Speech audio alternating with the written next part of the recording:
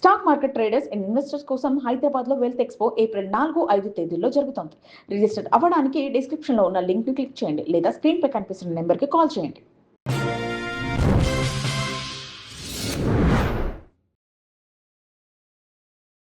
Hello sir, welcome to social post. Hello అండి.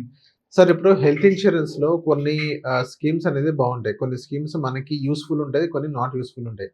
Normal గా ఇప్పుడున్న హెల్త్ ఇన్సూరెన్స్ లో ఏది కవరేజ్ తీసుకోవాలి, ఏది కవరేజ్ తీసుకోకూడదు? మొదటిగా అసలు హెల్త్ ఇన్సూరెన్స్లో మనకు ఏమేం కవరేజ్ అవసరం పడతాయి, అసలు ఎలాంటి ప్రొసీజర్స్ హెల్త్ ఇన్సూరెన్స్ కవర్ చేస్తుంది, వీటిపైన ఒక క్లారిటీ వస్తే మనం ఏ ప్రోడక్ట్ కొనాలనేది మనకు ఈజీగా ఐడియా అనేది వస్తుంది. ఓకే. ఇప్పుడు మీ అందరి దగ్గరగా ఒక కన్ఫ్యూజన్ ఏంటి అని అంటే, ఈరోజు మీరు హెల్త్ ఇన్సూరెన్స్ తీసుకుంటున్నారు అనగానే మొట్టమొదటిగా మనం చేసే పని ఏంటి? మొట్టమొదటిగా మనం ఫస్ట్ ఫ్యామిలీ డీటెయిల్స్ ఎంట్రీ చేసేసి ప్రీమియం కంపారిజన్ అనేది చేస్తాం. అండ్ దాని తర్వాత కొన్ని రకాల ఫీచర్స్, రీస్టోర్ కానీ, రీఫిల్ కానీ, అండ్ నో క్లెయిమ్ బోనస్ కానీ, హెల్త్ ఇన్సూరెన్స్ యొక్క ఫ్రీ హెల్త్ చెకప్స్ కానీ, ఇవన్నీ చూస్తారు జనరల్గా. చాలామంది హాస్పిటల్కి వెళ్ళిన తర్వాత అక్కడ హాస్పిటల్ వాళ్ళు చెప్పేంత వరకు కూడా ఇది మీ హెల్త్ ఇన్సూరెన్స్లో కవర్ కాదు అనే విషయం తెలియదు. ఫర్ ఎగ్జాంపుల్, మనం హాస్పిటల్కి వెళ్ళిన తర్వాత కిడ్నీ స్టోన్స్ కోసం వెళ్ళామనుకోండి, కిడ్నీ స్టోన్స్ అనేది అసలు వెయిటింగ్ పీరియడ్లో ఉంటుంది. ఆ విషయం చాలామందికి తెలియదు. అలాగే మీకు శరీరంలో ఏర్పడ్డ గడ్డలంట సిస్ట్, ఈ సిస్ట్ కూడా 2 years వెయిటింగ్ పీరియడ్లో ఉంటుంది. జనరల్గా ఈ ప్రొసీజర్స్ ఏవి కూడా మనకు వెయిటింగ్ పీరియడ్ కాంది మనకు కవర్ చేయరు. ఇదే కాకుండా చాలా వరకు కేసెస్లో మీరు అడ్మిట్ అవ్వడానికి మినిమంగా మనం క్లెయిమ్ చేయడానికి ఉన్న మొదటి బేసిక్ రూల్ ఏంటి? 24 hours హాస్పిటల్లో ఉండాలి. కానీ కొన్ని కేసెస్లో మీరు 1 week హాస్పిటల్ అడ్మిట్ అయినా కవర్ చేయని ఉంటుంది. అలాంటివి మనం ముందే తెలుసుకోవాలి. దాంతోపాటు కొన్ని లైఫ్ టైం అసలు కవర్ చేయని ట్రీట్మెంట్స్ ఉంటాయి, పర్మనెంట్ ఎక్స్క్లూజెడ్. ఈ 4-5 విషయాల మీద మనకు క్లారిటీ వచ్చింది అనుకోండి, హెల్త్ ఇన్సూరెన్స్ ఎలా వర్క్ చేస్తుంది అన్న విషయం తెలిస్తే ఒక క్లారిటీతోని మనం ఇప్పుడు ప్రోడక్ట్ చూజ్ చేసుకోవాలి. ముందే వెళ్ళి మీరు ప్రోడక్ట్ కోసం వెతికారనుకోండి, ముందే ప్రోడక్ట్ కోసం వెతికితే మీకు ఫీచర్ కంపారిజన్లో వచ్చేస్తుంది. కానీ you're missing complete 70-80% of the clarity. మీకు అసలు ఏ ట్రీట్మెంట్స్కి మనం హెల్త్ ఇన్సూరెన్స్ వాడాలి అనే క్లారిటీ అనేది ముందు తెచ్చుకోవాలి. అండ్ ఏ ట్రీట్మెంట్స్ కానీ, ఏ ప్రొసీజర్స్ కానీ, ఏ విషయంలో అయితే హెల్త్ ఇన్సూరెన్స్ పనిచేయదో వాటి మీద ఒక క్లారిటీ తెచ్చుకోవాలి. ఎందుకు ఇది అంత ఇంపార్టెంట్ అంటే, ఫర్ ఎగ్జాంపుల్, ఇప్పుడు లాస్ట్ టైం కూడా ఒక నేను ఎగ్జాంపుల్ చెప్పాను. ఎల్బీ నగర్ ఏరియాలో దెర్ ఇస్ ఓల్డ్ మ్యాన్.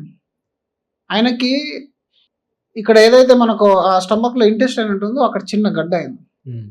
అయితే ఇప్పుడు దాన్ని తొలగించాలి. తీసుకున్న తర్వాత 1.5 yearకి ఏదో మనకి ఈ ప్రాబ్లం అనేది వచ్చింది. జనరల్గా హెల్త్ ఇన్సూరెన్స్ ఉందని చెప్పేసి ఒక మంచి హాస్పిటల్కి వెళ్ళాడు ఆయన. నార్మల్గా హెల్త్ ఇన్సూరెన్స్లో కవర్ అవుతుందనే ఉద్దేశంతో వెళ్ళాడు కాబట్టి వాళ్ళు కూడా ప్రొసీజర్స్ అన్ని స్టార్ట్ చేశారు. అది ఫైనల్ అప్రూవల్లో ప్రీ అప్రూవల్ ఇచ్చేసారు, వాళ్ళు బై మిస్టేక్ ఇచ్చేసారు ప్రీ అప్రూవల్. ఫైనల్ అప్రూవల్లో ఈ సిస్టమ్ అనేది 2 years వెయిటింగ్ పీరియడ్ ఉంటుందని తర్వాత మళ్ళీ మాడిఫై చేసేసారు. ఇలా అవుతాయి. ఒక్కొక్కసారి మీకు సెటిల్మెంట్ చేసి కూడా రికవర్ ఇస్తుంది ఇన్సూరెన్స్ కంపెనీ. ఆ లెవెల్ దాకా మనం సిద్ధంగా ఉండాలి. సెటిల్మెంట్ చేసిన క్లెయిమ్ కూడా మీ దగ్గర చెక్ రూపంలో మళ్ళీ తీసుకున్నాయి. దేర్ ఆర్ ఎవిడెన్స్ మీ పెయిడ్ బ్యాక్.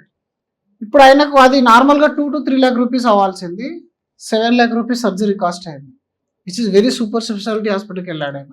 అదే తనకు ముందు క్లారిటీ ఉన్నట్టుంటే ఈ ఎక్స్ట్రా 5 lakh rupees లాస్ అనేది అయ్యేది కాదు. ఇప్పుడు ఆయన ఏం చేస్తాడు? డెఫినెట్లీ హెల్త్ ఇన్సూరెన్స్ బ్లేమ్ చేస్తాడు. తప్పు ఎక్కడ జరిగింది అని అంటే, ఆయనకు అసలు ఆ సిస్ట్ అనేది 2 years వెయిటింగ్ పీరియడ్ లో ఉంటుందన్న విషయం తెలియకపోవడం, ఆయన తెలుసుకోకపోవడం, లేకపోతే ఆయన ఒక ఏజెంట్ చెప్పకపోవడం. ఆయన తీసుకోవడం ఎక్కడో బ్యాంక్ ద్వారా తీసుకున్నా అని చెప్పి, బ్యాంక్ ద్వారా అంటే అక్కడ ప్రొడక్ట్ అమ్మాలి దాని టార్గెట్ మీద ఉంటారు. వాళ్ళకి సేల్స్ ఉంటాయి, టార్గెట్ ఉంటాయి, ఇచ్చేస్తారు మీకు తీసుకోండి సార్ బాగానే ఉంటుందని చెప్పారు. వాళ్ళు బ్రోచర్ కూడా పంపించారు ఆయనకు. కానీ ఆ బ్రోచర్ ఎంతమందికి ఐడియా ఉంది ఈరోజు? ఆ బ్రోచర్ చదవడం ఎంతమందికి తెలుసు? అంత టైం ఎవరి దగ్గర ఉంది? ఈ రోజు ఏదో మనకు పాలసీ బజార్ కానీ, కవర్ ప్యాక్స్ కానీ ఇట్లాంటివి వెబ్సైట్లు ఉన్నాయి కాబట్టి సింపుల్గా మీరు డేట్ ఆఫ్ బర్త్ వేసేసి premium చూడగలుగుతున్నారు. Except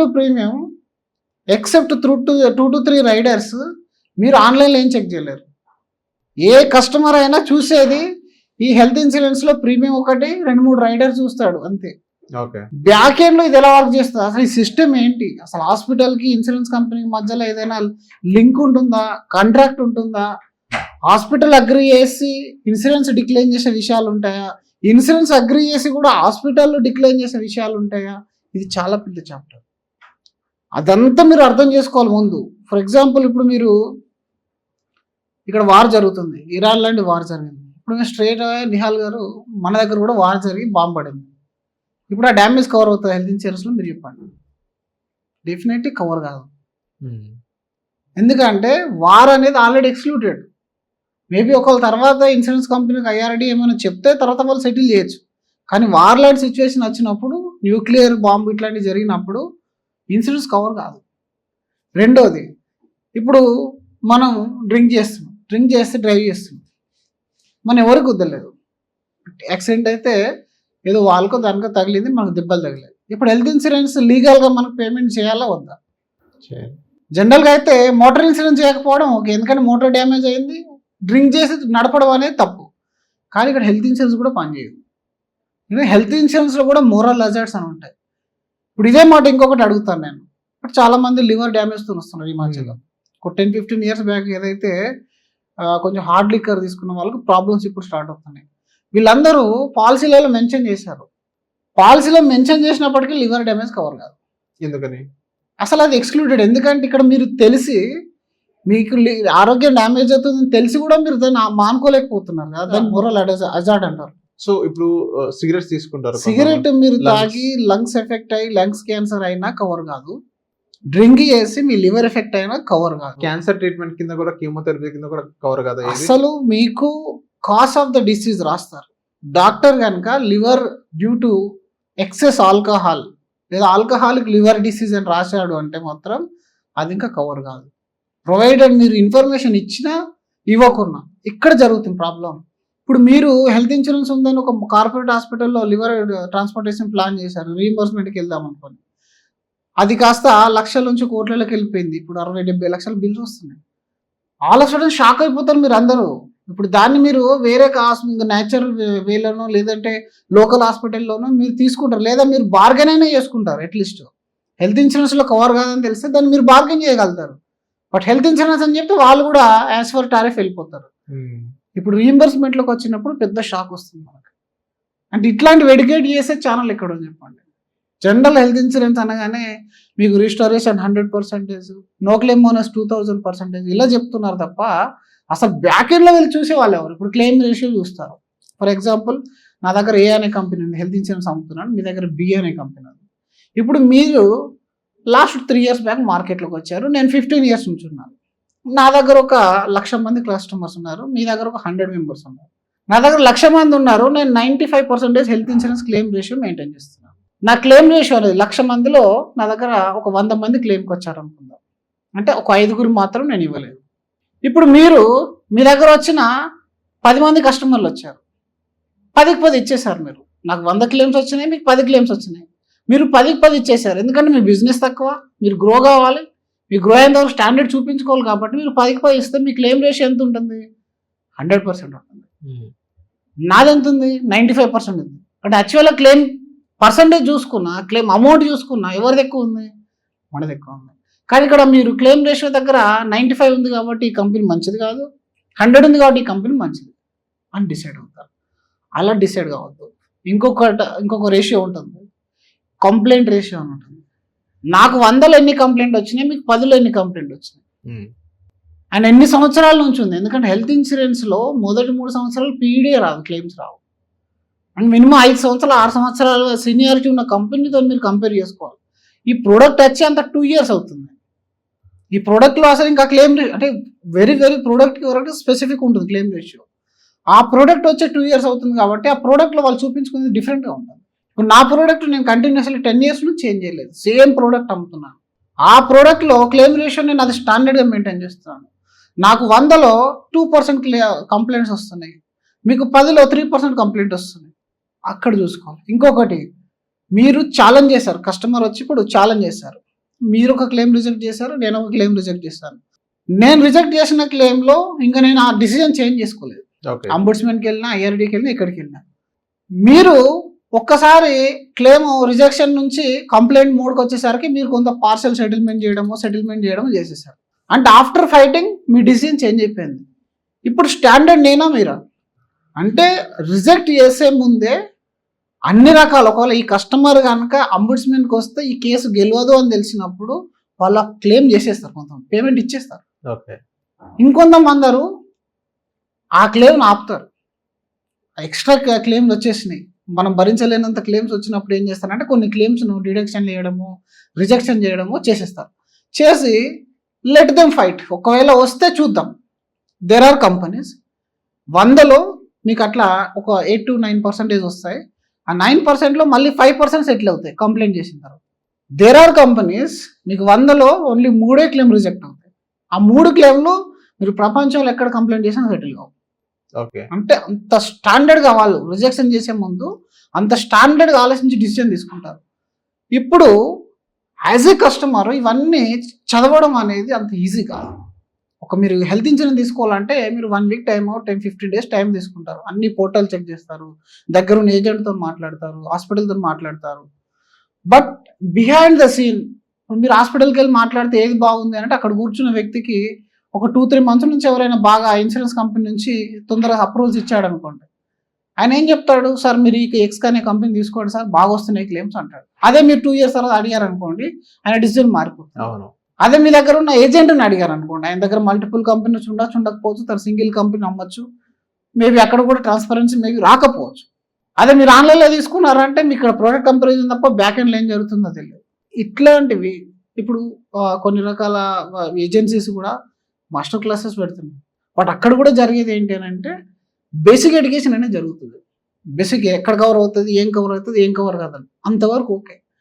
when you want to deeply understand, ఇలాంటి ఒక కంప్లీట్ నాలెడ్జ్ ఉన్న వ్యక్తి దగ్గర మీరు కూర్చొని ఒక 10 to 15 కంపెనీస్ను వాళ్ళు అనలైజ్ చేసేంత కెపాసిటీ ఉండాలి. అసలు వాళ్ళు ఏ పారామీటర్ ద్వారా ఈ ప్రోడక్ట్ నాకు ఇస్తున్నారనే క్లారిటీ మీరు వాళ్ళ నోట్ నుంచి వినండి. మనం ఓన్లీ ఈ కంపెనీ నాకు కావాలి ఎందుకంటే నేను 4-5 times నేను ఈ కంపెనీ నేమ్ విన్నానని కాకుండా there are beautiful companies not popular by name. There are beautiful companies. మీరు ఆ కంపెనీస్లో గత 10-12 సంవత్సరాల నుంచి మేము అబ్జర్వ్ చేస్తున్నాం.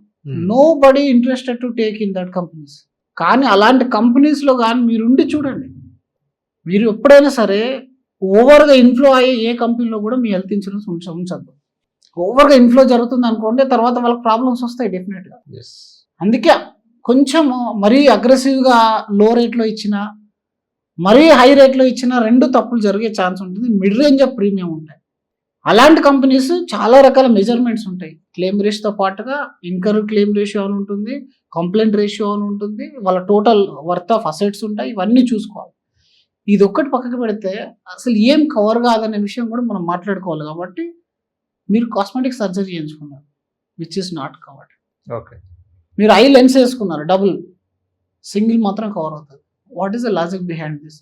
ఇన్సూరెన్స్ ఎప్పుడైనా మీ నష్టాన్ని మీరు పూర్తి నార్మల్ స్టేజ్కి వచ్చడానికి కావాల్సిన ఇండెమ్నిటీ కవరేజ్ ఇస్తారు. ఓకే, డబుల్ లెన్స్ వేయడం అనేది ఎక్స్ట్రా బెనిఫిట్, అంటే మనకు మంచి చూపు రావడానికి వేసుకుంటాం, which is not covered in insurance. ఎప్పుడైనా ప్రీమియం తీసుకున్నా కానీ కవర్ అవుతుంది. ఎంత ప్రీమియం తీసుకున్నా కవర్ కాదు. ఇన్సూరెన్స్ ఎప్పుడైనా సరే ఒక విషయం గుర్తుపెట్టుకోవాలి. ఇప్పుడు ఎనీ రూమ్ కేటగిరీస్ కవర్డ్ అని అంటారు. ఎనీ రూమ్ కేటగిరీస్ కవర్డ్ అని అంటే ఇన్సూరెన్స్ కంపెనీ హాస్పిటల్ వాళ్ళు రూమ్ రెంట్ 2 lakh rupees అని చెప్పేసి ఛార్జ్ చేసేస్తే దాన్ని కవర్ చేయడం లాజిక్ కాదు. వాళ్ళు ఒక ఎంఓఐ ఛార్జెస్ ఫిక్స్ చేసుకుంటారు. ఇప్పుడు నేను కిమ్స్ హాస్పిటల్తో మాట్లాడాలి యాజ్ ఏ ఇన్సూరెన్స్ కంపెనీ అనుకున్నప్పుడు, నా కస్టమర్ ఏ రూమ్ వచ్చినా సరే నీకు ఒక రేట్ ఇస్తున్నాను ఫిక్స్గా. వాళ్ళు సింగిల్ తీసుకొని, డిలక్స్ తీసుకొని, విఐపి తీసుకొని, జనరల్ తీసుకొని మీకు ఒక రేట్ ఇచ్చేస్తున్నాను, ఆ రేట్ ఇచ్చేస్తాడు. అది బయట జరిగే లాజిక్ అనమాట. చాలామంది ఏమనుకుంటారంటే ఇక్కడ ఎనీ రూమ్ అవైలబుల్ ఉంది కాబట్టి మనం డిలక్స్లో డైరెక్ట్ వెళ్ళిపోదామని అనుకుంటారు. నిజానికి హాస్పిటల్ వాళ్ళు డిలక్స్ని ఇన్సూరెన్స్ ద్వారా వెళ్తే అంత ప్రిఫరెన్స్ ఇవ్వరు. ఎందుకంటే అది క్యాష్లో వాళ్ళకి ఎక్కువ డబ్బులు వస్తాయి, ఇన్సూరెన్స్లో వాళ్ళకి ఎంత రాలో అంతే వస్తాయి. కానీ సెల్లింగ్ పాయింట్ ఏంటి? Any room is covered. Single private ఉందని సార్ నాకు ఇది వద్దు సార్, ఇది సింగిల్ ప్రైవేట్ రూమ్ ఉందని అంటారు. Single private AC room is most standard. అది దొరకడం అనేది ఎనఫ్. నిజానికి అసలు రూమ్ రెంట్ ఎక్కడ మనకు అవసరం పడుతుంది? మనకి ఏదన్నా పెద్ద సర్జరీ జరిగింది అనుకోండి, మనం ఎక్కడ ఉంటాం? ఫస్ట్ ఐసీలో ఉంటాం, ఎమర్జెన్సీలో ఉంటాం. ఐసీ తర్వాత మన కండిషన్ క్యూర్ అయింది, ఇంకా రేపు డిశ్చార్జ్ అనేప్పుడు రూమ్కి షిఫ్ట్ చేస్తాను. మరి అలాంటప్పుడు డిలక్స్ అయితే ఏంటి, సింగిల్ ప్రైవేట్ రూమ్ అంటే ఏంటి? మీరు షేర్డ్లో ఉండకుంటే చాలు. షేర్డ్లో ఉంటే కొంచెం ప్రాబ్లం అవుతుంది డెఫినెట్లీ. కాబట్టి ఎమర్జెన్సీ ఐసీ లిమిట్ అనేది లేదనుకోండి, ఇంకా మీకు ప్రాబ్లమే లేదు కదా. సింగిల్ ప్రైవేట్ ఏసీ రూమ్ మళ్ళీ లాజిక్ ఎందుకు? నాకు ఎనీ రూమ్ కవర్ అవుతుందని చెప్పేసి లాజిక్ అంటే ఇట్లాంటివి బాగా తెలుసుకోవాలి. ఇప్పుడు మీకు అన్ని కవర్ చేస్తారు. అడ్వాన్స్ ప్రొసీజర్లో ఒక 1 lakh రూపీస్ లిమిట్ పెట్టాడు. ఎక్కడ కనబడుతుంది? అడ్వాన్స్ లిమిట్లో లిమిట్ ఉన్నది ఎక్కడ కనబడుతుంది? ఎక్కడ కనబడదు మీకు. అవును. సో కాబట్టి అడ్వాన్స్లో మీకు అప్ టు సమ్మష్యూడ్ ఇచ్చేది విధంగా ఉండాలి. హైయెస్ట్ ట్రీట్మెంట్స్ అప్ టు సమ్మష్యూడ్ ఇచ్చేది విధంగా ఉండాలి. కాబట్టి 10 కవర్ అయ్యేటివి 10 కవర్ కానివి ఏజెంట్తో కూర్చొని మీరు రాసుకోవాలి. కవర్ అయ్యేది ఏంటంటే after 30 days any kind of issues, PED కానీ 2 years వెయిటింగ్ పీరియడ్ కానీ ఏవైతే లేవో మిగిలిన అన్ని ఇష్యూస్ కవర్ అయిపోతాయి. Okay. Dental not covered. Maternity మీరు రైడర్ తీసుకుంటేనే కవర్ అయిపోతుంది. కాస్మెటిక్ సర్జరీస్ కవర్ కావు. అలాగే మీరు బాడీకి షేపింగ్ చేయించుకోవడానికి ముక్కో కన్ను మీరు డిఫరెంట్గా ఇది కూడా కాస్మెటిక్ కిందకి వస్తుంది అనుకోండి, అట్లాంటివి కవర్ కావు. మీరు రూల్స్కి అగెన్స్ట్గా డ్రైవింగ్ చేస్తున్నప్పుడు కానీ కొట్లాట్లోకి వెళ్ళిపోయినప్పుడు కానీ మీరు అక్యూజ్డ్ అయితే మాత్రం అది కవర్ కాదు. మీరు తప్పుడు సమాచారం ఇచ్చినప్పుడు అది కవర్ కాదు. అంతేకాకుండా కవర్ అయ్యే విషయాలు కూడా కొన్ని బాగున్నాయి. మీరు పాలసీ తీసుకున్నాక 30 daysకి హార్ట్ అటాక్ వచ్చినా కవర్ అవుతుంది. మీ పీఈడీ లేకపోతే, ఎగ్జిస్టింగ్ డిసీజ్లు లేకపోతే, మీరు పాలసీ తీసుకున్న 30 daysకి లంగ్ డ్యామేజ్ అయినా కవర్ అయిపోతుంది. Reason important. ఎప్పుడు ఐడెంటిఫై అయింది అనేది ఇంపార్టెంట్. మీకు బై బర్త్ వచ్చింది, మర్చిపోయారు, చెప్పలేదు, ఇప్పుడు అది డ్యామేజ్ అయింది, అది కవర్ కాదు, ఎప్పటికి కవర్ కాదు. అంటే బై బర్త్ ఇష్యూస్ని కాంజనెంటల్ ఇష్యూస్ అంటారు. బై బర్త్ ఇష్యూస్ ఎప్పటికి కవర్ కావు, ముందే ఇన్ఫార్మ్ చేసేయాలి, పర్మనెంట్ ఎక్స్క్లూజన్ వచ్చేస్తుంది. సో ఇలా ప్రతి పాయింట్ మీరు మాట్లాడాలంటే కనీసం 20 minutes పడుతుంది. అట్లాంటివి మీకు ఒక 50 పాయింట్లు ఉంటాయి. At least basic level of study అయినా కూడా యాజ్ ఏ కస్టమర్ మనం చదవలేము. కాబట్టి ఎవరైతే దీన్ని బాగా హ్యాండిల్ చేయగలుగుతారో వాళ్ళ చేతిలో పెట్టడం బెటర్. చాలామంది ఈ రోజులలో చేసే మిస్టేక్స్ ఏంటంటే వాళ్ళ ప్రపోజల్ వాళ్ళే ఫిల్అప్ చేస్తారు. ఇప్పుడు ఆన్లైన్లో ఎవరు ప్రపోజల్ ఫిల్ చేస్తారు? ఆన్లైన్ మనమే కదా ఎస్ఆర్ నో టిక్ చేసేది. ఈ ఎస్ఆర్ నో దగ్గర చాలా మిస్టేక్ జరుగుతాయి. Do you have any other issues అని పెడతారు, simple column. Do you have any అంటే నీకు పుట్టినప్పటి నుంచి ఏదైనా ప్రాబ్లం ఉందా, లాస్ట్ 6 monthsలో ఏదైనా ప్రాబ్లం అయిందా, ఇప్పుడైనా మెడిసిన్ వాడుతున్నావా, ఇవన్నీ కవర్ అవుతాయి. నీకు మళ్ళీ నీతో పాటు నీ ఫ్యామిలీ అందరు హిస్టరీ అడుగుతున్నాడు. కాలం అనేది చాలా సింపుల్గా ఉంటుంది. అది మీరు ప్రాపర్ రాయాలి. మళ్ళీ అక్కడ మీరు ఒకటి బదులు ఇంకోటి రాశాను అనుకోండి, మీరు ఒకటి హెడేక్ వస్తుంది, మీరు దాన్ని వాటింగ్లో బ్రెయిన్ ఇష్యూ అని రాస్తారు, పాలసీ రిజెక్ట్ అయిపోయింది. కాబట్టి అది కూడా ఇంపార్టెంట్. ప్రపోజల్ ఫిల్లింగ్ అనేది ఇంపార్టెంట్. అండ్ రెండోది ఏంటంటే రానున్న రోజుల్లో అడ్వాన్స్ ట్రీట్మెంట్స్ వస్తాయి.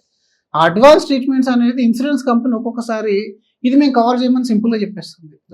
అక్కడ మీకు మళ్ళీ ప్రాపర్ పర్సన్ కావాల్సి వస్తుంది. ఇది కవర్ చేయని చెప్పారు, నిజంగా కవర్ చేయరా? మీరు ఎలా తెలుసుకుంటారు దాన్ని? ఎక్కడ చదువుతారు? మిడిల్ మ్యాన్ ఉండాలి మీకోసం ఫైట్ చేసేవాళ్ళు. అలా ప్రాపర్ ప్లేస్లో తీసుకుంటే ఈ కన్ఫ్యూజన్ అంతా మీకు అవాయిడ్ అయిపోతుంది. Okay. So thank you sir, మా సోషల్ పోస్ట్ వచ్చింది. Thank you.